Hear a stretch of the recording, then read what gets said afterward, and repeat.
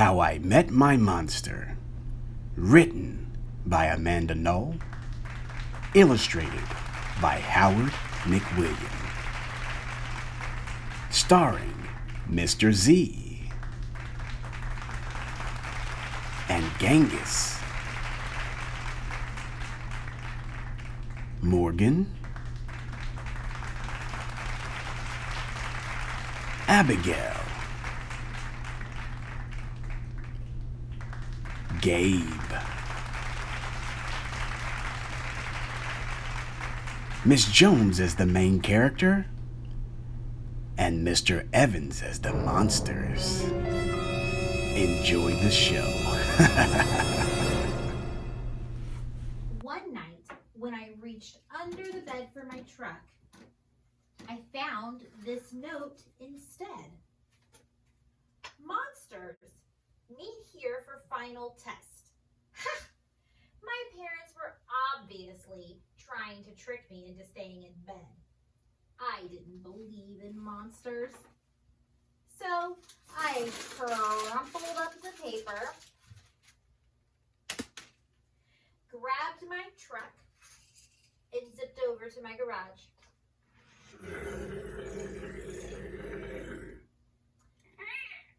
I heard some creaking and rumbling, but I wasn't scared. Our house always makes noises at night. But then a voice under the bed scolded. Stop that stomach grumbling. The child will hear you. Voices? Stomach rumbling? If this was part of my parents' trick, it was pretty cool. I peered into the inky blackness. 5 pairs of eyes blinked back. See? Now he knows we're here. The voice sighed. One of you has broken monster rule number 1. Maintain the element of surprise. This is no trick, I thought. There are monsters under my bed. A long-necked yellow monster slid out, followed by 4 little monsters. Rule number 2. The yellow one instructed. Never block the bed. All of you, scoot over. Hey, I realized. That one must be their teacher. I sat up straight, mesmerized by the monster parade shuffling across my bedroom.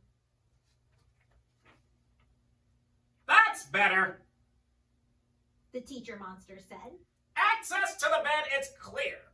Now, who knows rule number 3?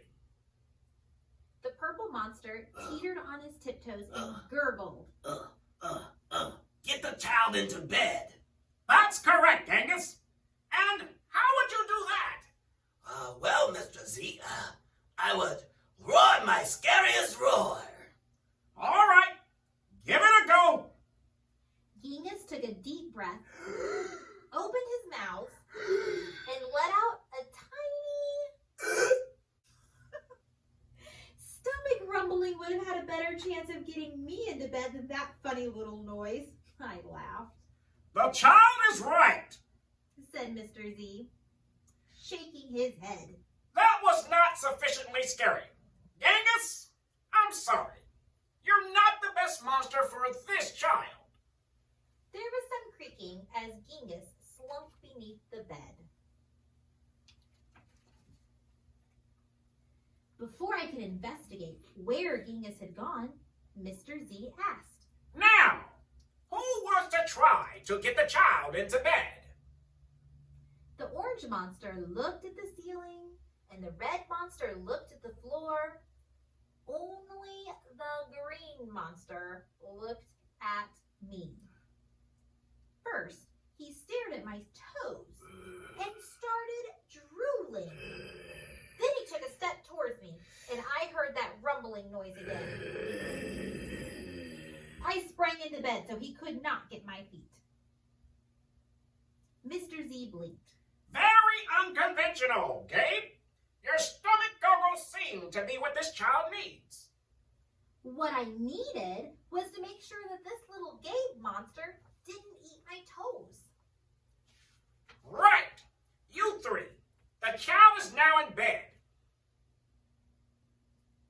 Said Mr. Z. As every monster knows, the ultimate objective is rule number 4.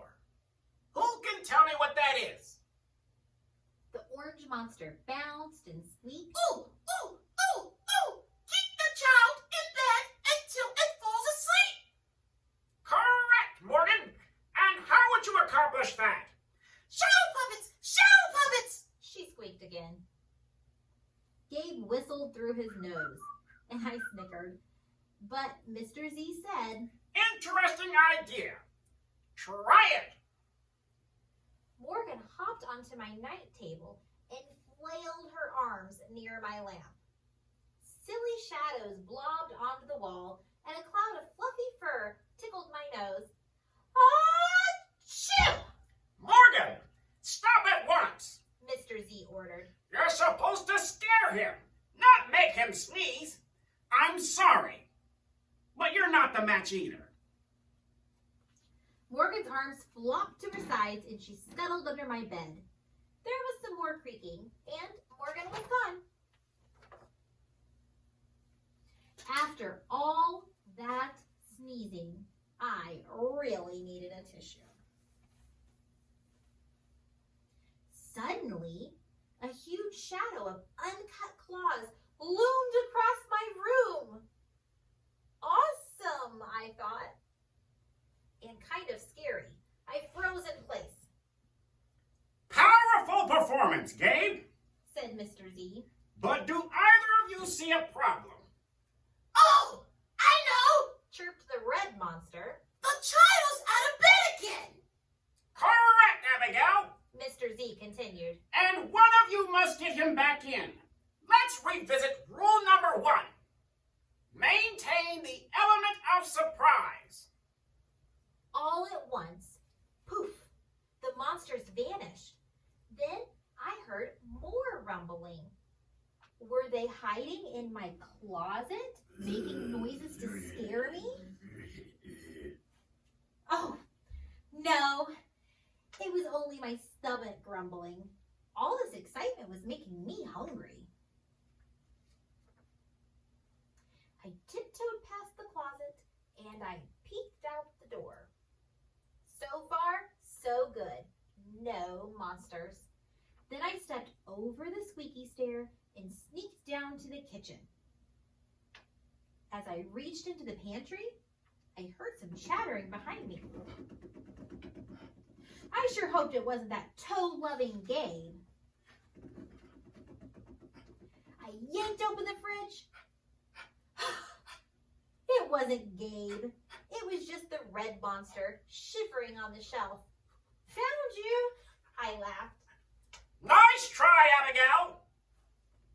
Said Mr. Z. But this isn't working. You're not the right monster for this child. But Mr. Z! She whined. It's not my fault he's not scared of me! I'm sorry, Abigail. Let's go. Abigail clomped behind Mr. Z. When I heard the creaking, I knew she was gone.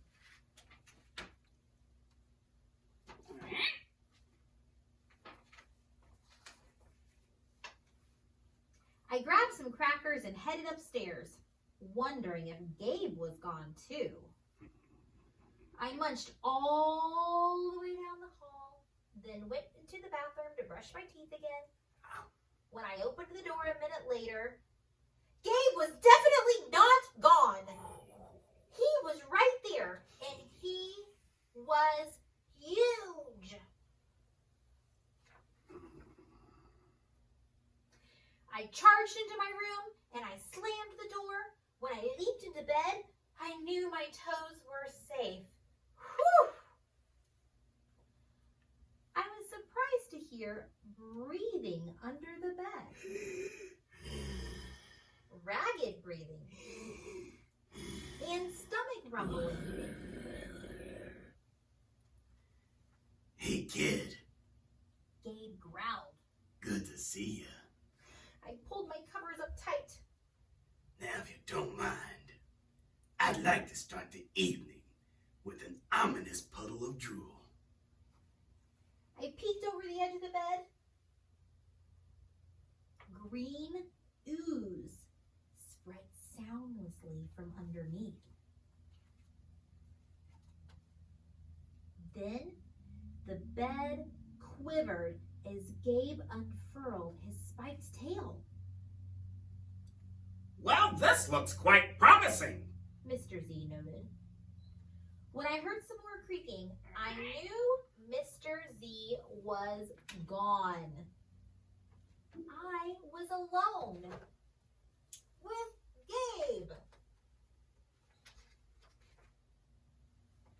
Gabe loomed over my bed and began sharpening his uncut claws on my bedpost. How'd you get so big? I gasped. Rule number 5, my friend. He explained. People food makes monsters grow. So thanks for the crackers. Got any toes I can munch? I scrunched in my feet so Gabe couldn't get them. This was way better than playing with trucks. No toes tonight, but you can have this, I offered, tossing a stuffed monster off the bed. Gabe dove for it. His soft, comforting snorts filled the room as he snuffled the toy.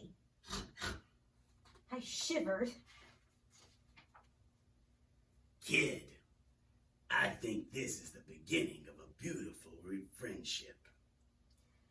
Well, no other monster can scare me like you, I giggled. Gabe was the monster for me. His snorts and ooze Ugh. were perfect. I yawned and then shivered again. I was asleep in no time.